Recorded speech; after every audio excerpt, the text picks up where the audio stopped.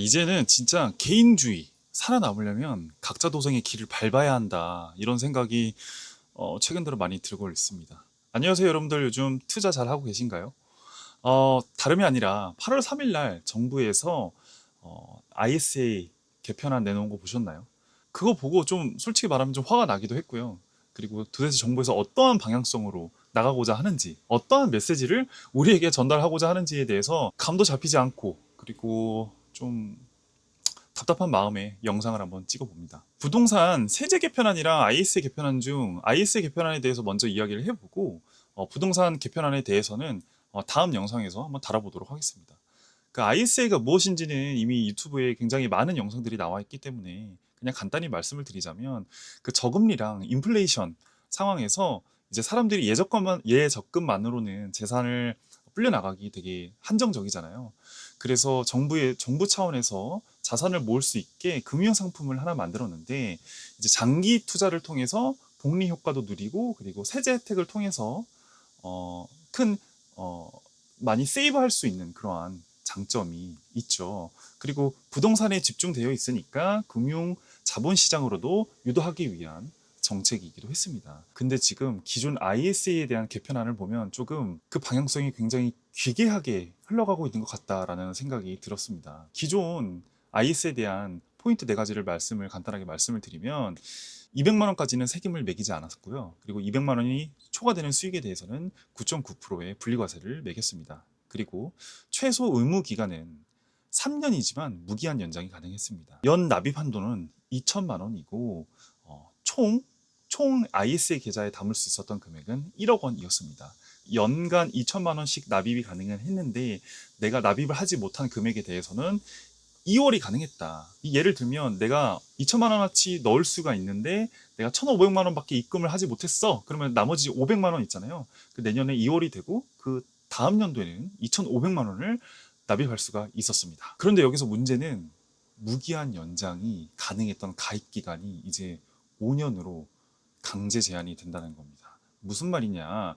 내 의지와 상관없이 투자를 종료해야 한다. 언제? 5년이 되면.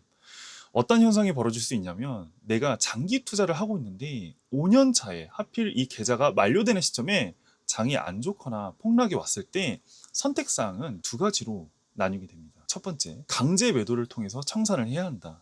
마이너스 수익이 되겠죠. 두 번째, 일반 계좌에서 존버를 한다. 여러분들이 5년간 투자한 혜택이 모두 사라지는 개념이 되는 겁니다.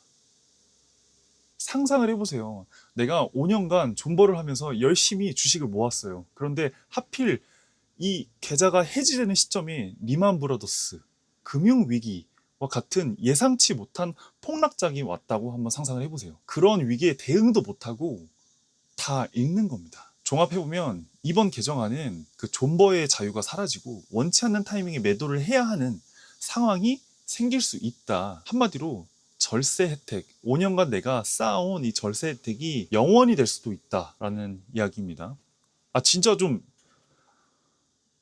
처참하지 않습니까? 제가 더 이해가 가지 않는 것은, 신규로 이번에 정부에서 IS 금융상품을 또 만들었는데요. 이름하여 생산적 금융 ISA 계좌. 간단하게 말씀을 드리면, 국내 주식 또는 펀드 ETF 금융상품에만 가입이 가능하고요.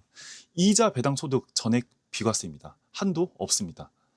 최대 10년까지 유지 가능하고요. 연 2천만 원까지 납입이 가능하고 최대 2억 원까지 납입이 가능합니다. 이 또한 2월 불가합니다. 들어보셨을 때 어떠한 느낌을 받으셨나요? 제 기준으로 말씀을 드리면 이미 1번에서부터 틀렸습니다. 뒤에 2번부터 5번까지는 눈에 들어오지도 않아요. 물려도 미장에서 물리자라는 게 제 투자 기준인데, 이미 몇 달 되지도 않아서 국장이 어떤 모습을 우리들에게 보여줬죠? 코스피 9천까지 찍었다가 5천까지 찍는 거 보셨죠?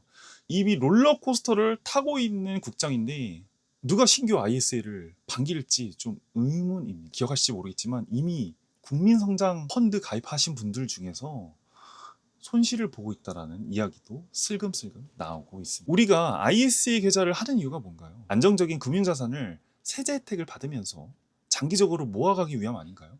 ISA를 하면 해외 주식 투자할 때 양도소득세 22%? 안 내도 되고 배당소득 감면 받을 수 있어서 하는 거잖아요. 그래서 우리는 역사적으로 이미 검증된 미국 대표 지수를 추종하는 국내 ETF에 투자하는 거 아니겠습니까? 그런데 이것마저 제한을 해버린다고 하니까 이제 힘이 빠질 수밖에 없는 상황이라는 겁니다. 안 그래도 집 마련하기도 힘들어가지고 금융자산 모아가는 청년들이 이제 좀 늘어가고 있는 추세인데, 투자의 자율성마저 제한을 한다는 것 자체가 이 상황이 믿기지 않는다는 겁니다. 그럼에도 불구하고 사람이 너무나 부정적이면 발전이 없잖아요. 이건 지극히 제 개인적인 의견입니다.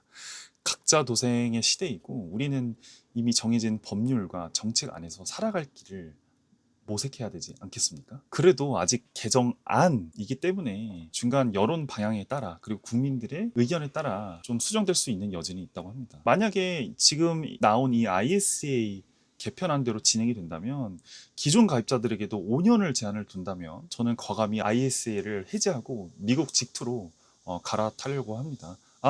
연금 저축펀드는 그대로 가져가려고 합니다. 대한민국 청년 살기 너무 어렵지 않나요? 좋은 내용을 좀 다루면 좋겠지만 우리가 직면해야 하는 상황인 만큼 이 현실에 대해서 개인적인 의견을 좀 오늘 담아 보았고요. 사실 뭐 신세 한탄이죠. 그래도 그 안에서 우리가 이겨내야 하고 방향성을 모색해야 할 필요가 있다고 저는 생각이 듭니다. 사실 이런 개편안 안에서도 분명히 좋은 성과를 내시는 분들이 있을 수 있어요. 그런데 저와 같이 이제 미장에 장기 투자하시는 분들은 그렇게 반갑지 않은 소식이다라는 점을 참고해 주시면 좋을 것 같습니다. 긴 영상 봐주셔서 너무나 감사드리고요. 오늘도 내 삶의 주인공이 되시는 여러분들이 되었으면 좋겠습니다. 영상 시청해 주셔서 감사합니다.